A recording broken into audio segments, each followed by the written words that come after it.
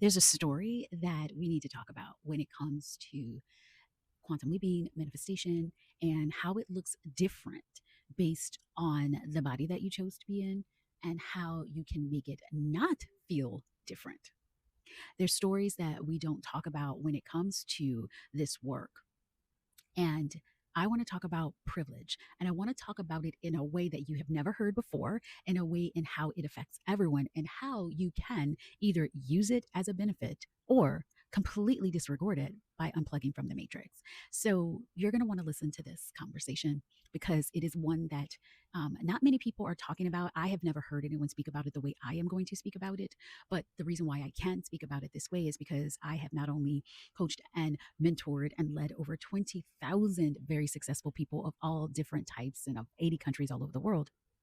I've also experienced it as an American woman who lives in the southern US. And I've experienced different ways that this narrative can affect you in one way and other ways, like just all the ways. And that's why I feel like I'm the perfect person to have this conversation. So let's get into it. I've got notes and all the things. So if I'm looking down, that's where I'm looking because I want to make sure that I really thought through this and I want to make sure that there are all the pieces and I don't forget anything. Okay. So there in the signal, this is one of my experiences that I am helping women to quantum leap their visibility, so their impact, their influence, and definitely their income. And this quantum leap is happening in all areas of their lives, but we have the focus on who they are being and how they're showing up. So the identity is a huge piece of it, right? You quantum leap using your identity and nothing else. And so there are stories that can benefit you, and there are stories that can detract from you quantum leaping your visibility, from allowing yourself to be seen by millions, from allowing things to be easy. One of the codes that I dropped, a visibility code, quantum leaping your visibility code, is ease. And if we inherently feel like things need to be harder for us or yourself, then you are totally not allowing yourself to quantum leap at all, because one of the codes to quantum leap your visibility is to embody the frequency of ease. And so there's one story. I'm doing this work with everyone, and we talked about letting go of some I am stories. What stories, I am stories that you get to let go of, that you maybe were born with, that you believed were necessary, all of those things. What stories are they? And there is a story that came up multiple times for me. And this story affects people differently based on how they were born, where they were born, and the experiences that they had because of that. And so it's the story of privilege. And what I am going to do is speak to this very differently than you've heard it spoke before. And no matter what, it's going to set you free either way, no matter who you are. Okay. Now, I have a lot of international ladies in my audience. You can listen to this too because you may not be thinking about privilege the way we're thinking about it as Americans or even people that are a part of the UK and Britain. However, there are things that we think that maybe a certain gender is more privileged to be able to do, or there's certain stories that we have because of our hair color, right? I'm a brunette. Somebody else may be blonde. Oh no, she's going to have privilege because of that, right? So there's different ways that this story does show up. And so it doesn't matter who you are and what skin you were born in or what country you were born in. This You can take what I'm teaching here and you are going to be able to obliterate this story, but also you're going to be able to utilize the story in both the 3D and in your energetic life in a way that is going to either support you or you'll totally like shift it. So let me talk about it. Okay. So I am going to break down the idea of privilege and a way to use it as breaking free from the matrix. And first, I want to talk to my non melanated divas, the non people of color, because there is, when you talk about privilege, there is a shame and a guilt that can come up. And if you're aware of it, you know that guilt and shame are some of the lowest frequencies, if not the lowest frequency. And when you are surrounded by guilt and shame for just who you chose to be in this life, the skin that you chose to be in, or the life that you chose to experience, if you are feeling shame and guilt because of that, you are in a lower frequency. And so, what I want to show you is how to shift this in the energetic world and then also how to shift this physically, because there's a couple of ways you can look at this privilege that you chose to experience. So let's talk about how to look at this energetically. Let's say you were born with what people would say or call privilege. If you are feeling guilty and shame about it, that is not helping anything. You chose that body for a reason. And so, what I want you to do is embrace that. I want you to feel like things can happen very quickly, very easily. You chose this so that you can make a change and make differences very rapidly in the society. And so, if you don't associate shame and guilt with this, you have the power here because you are deciding that it's not anything to be shameful for or guilty for. It's something that you get to use and you get to use to the benefit of yourself and the benefit of your community and those are surrounding you.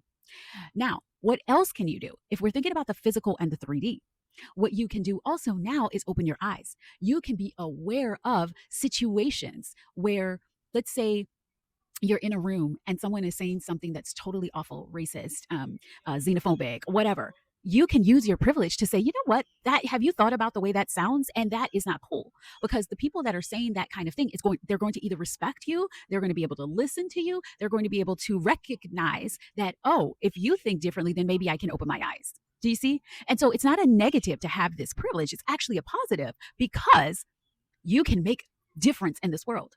You can also use this privilege in ways that you want to. So in the US, you'll notice that a lot of the protest or they're having to call them different things because of suppression. But because of those protests, it's majority of people who would be seen as having a privilege.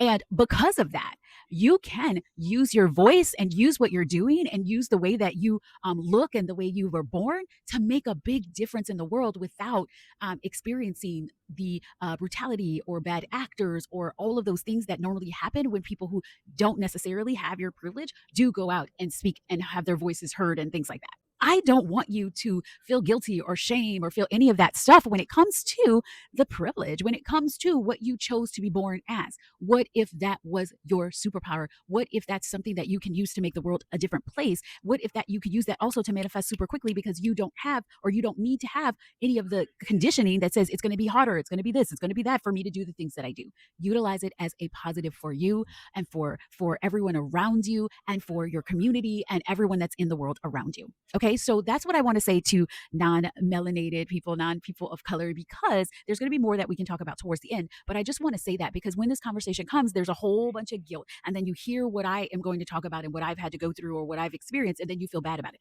Don't feel bad. I chose this body. I chose the place to be born. I chose all of that because that was my superpower. That is how I am going to make a difference. Okay. What you get to do is make the difference. What you get to do is call people out on their things. What you get to do is to, really shift and change the world utilizing what you have been born with. Okay. For me, when I was looking at some of the I am statements, things that could be in my identity that I no longer wanted to associate with, what came up as I was doing this work was underprivileged, oppressed, subjugated, minority, all of these things that need to go because I am creating a multi-million dollar to be $1 billion brand. And if I think that I'm underprivileged, if I think that I'm oppressed, if I think that I'm subjugated, if I think that I'm in the minority, if I think that I have all these negatives just because of how I was born, then how would I create the $1 billion business? With ease, quantum leaping, compressing time, knowing that I get to have favors, that things get to work out for me, knowing that things get to work out for me in a way that I would have never expected. How am I going to align with those beliefs if I have those I am statements in my identity? I cannot. Okay. And so I started to break them down, right? Just clearly to say, even, or is any of that true? Is any of that true? Okay. And so if we go and we look at the truth of, let's break down the minority one. The truth is that white presenting people are really only 7% of the population, the global population. So is it true that you're a minority, or is it that you're a part of the global majority? The truth, just to shift like actualities and just be like, oh, that doesn't make any sense. I am no longer going to identify with that anymore. Okay. And then if we were to look at the other words, right? Let me say underprivileged, oppressed, subjugated, all of those things. If I am to look at who I came to be in this world, every one of us is a spark of source. Source chose to be us, right? Chose to come into this body and experience life through our eyes. which means that I am source. That means I am God frequency. That means that I am all that is. And none of that aligns with being underprivileged, oppressed, subjugated. None of that. None of that. None of that. And so if I think of moving through the world in my divinity, in my I am divinity, divinity in this body, I am God frequency, I am source, none of that can come along with me. None of that makes any sense. And so what I get to do is to decide in a moment. I had an audio in the signal and I talked about how your beliefs can change in an instant, just like I talked about the minority. It's like, well, no, I'm the global majority. Belief done. No more minority. That doesn't make any sense. So my beliefs are that I am God frequency. I am no longer identifying with those three things. And so let me tell you about, like, this is a recent occurrence of having those three things. I was very surprised that they came up. And it's because my parents taught me ever since I was a little girl, they taught me that I could do anything. They taught me that I was limitless. They taught me that it didn't matter if we grew up in an, middle class or upper middle class or whatever household in New Orleans, Louisiana. They grew up in Jim Crow and they said that we were unlimited. We were limitless, that no one could tell me that I wasn't just as smart, just as beautiful, just as anything. My parents taught me that that was not true. So I grew up in a household of knowing that I was limitless and that someone else's thoughts about me or whatever they say doesn't bother me. Like, that's your thing, not mine. And my parents taught me all of this while we got to walk in love. They didn't teach me this so I could be angry with other people. No, we had friends. We were the one of three melanated families on the block, and we had friends of all races. I went to schools that were a mixture of people. And so my mom told me whatever I wanted to do, I'd write it down and it become it, right? For them, they're Christians. So they're like, ask God, believe, and receive. Like, it's done. And so I decided that I was going to be valedictorian when I was 6 years old. And guess what? I became the first Black valedictorian in my school, in a school that was filled with beautiful, brilliant, majority Asian students in my accelerated classes. And the news would condition me to say that I'm not supposed to be as smart, right? It was during a time in the 80s when when they were just talking about how superior, right, the intellect of young Asians were, and blah blah blah blah blah. So I was supposed to believe that I couldn't do that, and I was like, fuck that, screw that. I am going to be the valedictorian. It doesn't matter. And then I was. And then I also got one of two academic full scholarships to Tulane University because I decided I was going to get one of two of those scholarships. That's it. Academic, because I was that smart, because I was going to do that well on my in my grades, in my thing. Okay. Because I decided that if somebody was discriminating or saw me as less than or whatever, that was their problem, not mine. And that's what brought me to be as successful as I was in my career. I went to corporate. If somebody had a problem with me, I didn't care. It was their problem, not mine. I got to be loving. I got to be kind. I got to say I belong. I decided that I belonged everywhere that I walked into. It was their problem, not mine. And so we fast forward to, I want to say, I came into this industry and I was fine. I was successful. It took a while for me to get my first sale, but it was because I started to second guess myself. I started to believe in other people over me and all the things. I didn't bring the confidence that I brought into the corporate world into this business. But I started to take off. I started to do things. My audience started to grow. It started. Da, da, da.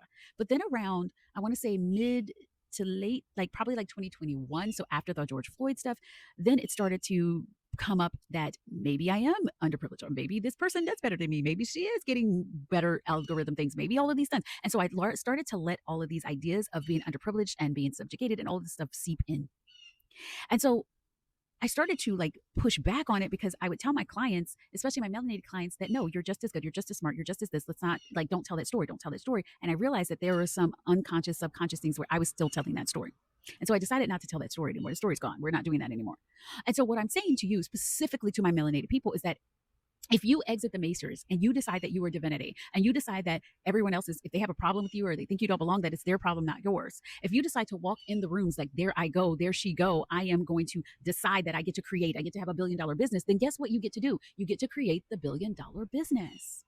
You get to create the multi-million-dollar business. Because guess what? When you exit the matrix and you decide that all of these codings and all of these things and all of that, that this person's more privileged, or this person has more than you, or this person is going to be easier than you, blah, blah, blah. When you decide, I'm not buying into that anymore, guess what happens? You don't buy into it anymore. And your world will catch up and start to reflect back to you great things. Because when I walked into the corporate world, I decided I was the best. And guess what? Everyone else reflected that back to me. If I go somewhere and I'm buying clothes and I'm doing something and I decide that I belong and I decide that I get to be treated with the best and that everybody goes out of their way to do nice things for me, guess what? Everybody went out of their way to do nice things for me. And it wasn't until like I started to allow the ideas of subjugation and all of those things to seep back in that I started to experience it. And I was like, I don't like this. And I get to change my reality. And so you may ask, what do you do in situations when I think of recently at the time of this recording, the government agency ICE or whatever just went into a Chicago neighborhood that was a melanated neighborhood, attacked like really like handcuffed children, handcuffed adults, like did all of these things to these melanated people that are American citizens. They have nothing to do with immigration or anything like that. And so you're like, well, what do you do in situations like this? And so the first thing that I do when I see situations like that, I get upset a little bit, right? Because I'm human and I'm like, what the hell? But I also know what the reason this is for. The reason they're doing this stuff is to make you afraid. The reason they're doing this stuff is because they want to bring melanated people out in the streets so that they can create craziness and drama, right? So they can do the same thing they did with the other protests and put bad actors in there. And so they can create chaos and then they can declare all kinds of things. That's what they want. We're not going to do that. Ancestors told us to rest. The 92% is like, we're not going out there. And so what can I do is I can make so much money that I can help my community and I can help take care of things like that. I can help prevent situations like that. I can help do things and create change. That's what I can do. But me getting angry or me doing all of those things, that's not going to change anything. But am I human? Do I have a response to that that's like, this freaking sucks? I do, because I am human and so are you. And I also know that that happened because more people are going to be like, wait, if they attack them as American citizens, what are they going to do to me as an American citizen? And then guess who? The people who may have the privilege, right? Who may have the privilege are going to be like, oh, hell no. And they're going to be standing up and saying, you're not going to do that to them because you're not going to do it to me. While it can be challenging for both people of color and non-people of color alike, melanated people and non-melanated people alike. What you get to do is create your identity based on what you want to create in this world. What you can do is decide you're not going to take on anything in your identity, anything in your I am statements that is not taking you to where you want to go. You can decide that you're saying, no, I'm unplugging from this matrix. I am deciding that I'm going to use everything that is to my benefit, and anything that isn't to my benefit, I am not buying into that anymore. Because when you realize this is a game, when you realize this is something that you can shift and change and you can maneuver with power, there's no subjugation, there's no oppression, there's none of that because you have decided that you are not playing that game. And there's no guilt or shame about privilege that you've been born into because you're like, I'm going to use this for everything that it gives me, all the benefits that it gives me. And I'm going to use those benefits for the community. I'm going to use those benefits to speak up. I'm going to use those benefits to say, not today and not to these people, because guess what? They're my people and I'm one with them, just like they are one with me. This is where unity comes in. This is where we all get to see what we have access to and take advantage and full advantage of it, and where we also can unplug from the matrix and decide that I get to take advantage, like I get to create my advantages. Yes, I get to create my advantages. And that is what we are doing in Signal. So this is my invitation to Signal. Join Signal. It's like $3.99. There's a payment plan if you want it there. Join it. It's a 30-day embodiment immersion where you get to like amplify your income, your visibility, your impact, your influence. And then if you want to take this further, there are 3 options for private with me. There's the 2-day Quantum Leap, $1,000. There is the Q4 Quantum Leap, which is $10,000. And then there's your $1 million quarter, which is $25,000. And there's just multiple ways to enter into the Aligned Soul world because I can help you, show you how to take advantage of every advantage you have been given, you have been born with, and also how to unplug from anything else you do not want to associate with, any identities. Like what you get to release, you get to let go because we get to create our own. You get to create your own reality. And that's the business. And as the Quantum Leap queen, as the delusional diva of them all, that is what my brilliance is. You might need to watch this multiple times. This is a longer video. You will see how much power you actually have and how going into fear or guilt or shame or any of that is feeding into the energy and the systems that are breaking down right now. We are in late stage capitalism. Patriarchy is breaking down. All of that is coming to an end. You have been selected and chosen for this time so that you can be a part of the creation of the new. And so allow it to burn down. I like to see what happened in Chicago in that neighborhood is a piece that's lit a flame. It's going to burn things down because people are going to be like, oh, why are you breaking into a building in the cover of night and cuffing children and people who are innocent American citizens? It is just going to blow up in their face in ways that they weren't expecting. And I'm excited about that. Okay. So, anyway, come into Signal or choose one of those one to one ways to work with me. I love to see you there. And here we go.